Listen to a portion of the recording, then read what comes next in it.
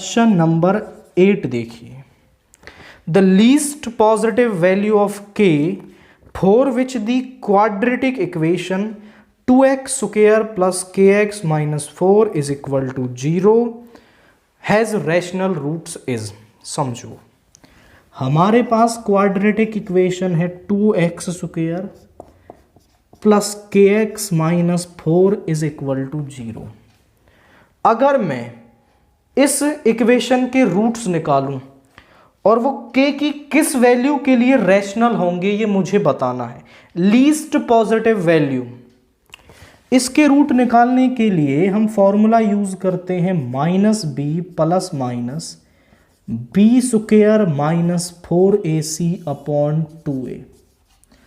अब देखो, ये वैल्यूज तो हमारे पास क्या है, एक्चुअली में रैशनल होंगी, बट अगर ये रूट के अंदर से आने वाली वैल्यू यानी बी स्क्वायर माइनस 4ac को हम सॉल्व करें और ये एक परफेक्ट स्क्वायर नंबर मिले तो ये टर्म पूरी क्या है, रैशनल नंबर बन जाएगी। अदरवाइज ये रैशनल नंबर नहीं होगी। मतलब बी स्क्वायर माइनस 4ac क्या होना चाहिए, एक परफेक्ट स्क्वायर होना चाहिए। तो ये जो पूरा सॉल्यूशन है, जो इसके रूट्स हैं, वो क्या होंगे, आपके रैशनल होंगे। अब बी स्क्वायर माइनस 4ac की वैल्यू निकालिए। बी है हमारे पास के स्क्वायर, ए है हमारे पास 2 और सी है हमारे पास माइनस 4। ये आ गया K square plus 38 that is B square minus 4ac। अब ये k की टर्म्स में आया है। k की क्या कह रहा है कि वो least positive value of k, मतलब नेगेटिव वैल्यू तो हमें लेनी ही नहीं है, तो k की लीस्ट पॉजिटिव वैल्यू ले लेते हैं। जब हम इसमें k 0 लेंगे तो ये आएगा बी स्क्वायर माइनस 4ac जो है वो 38 आएगा, और ये एक परफेक्ट स्क्वायर नंबर नहीं है।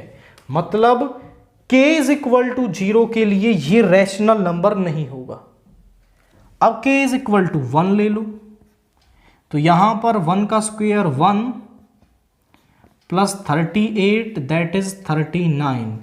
यहां पर भी ये एक परफेक्ट स्क्वायर नंबर नहीं है, यानी इसका भी क्या है आपका यहां पर, okay there is a mistake, ये 32 होगा। सो यहाँ पे आएगा दैट इज 32। अभी भी वही बात है, यहाँ पे आएगा 32 दैट इज 33।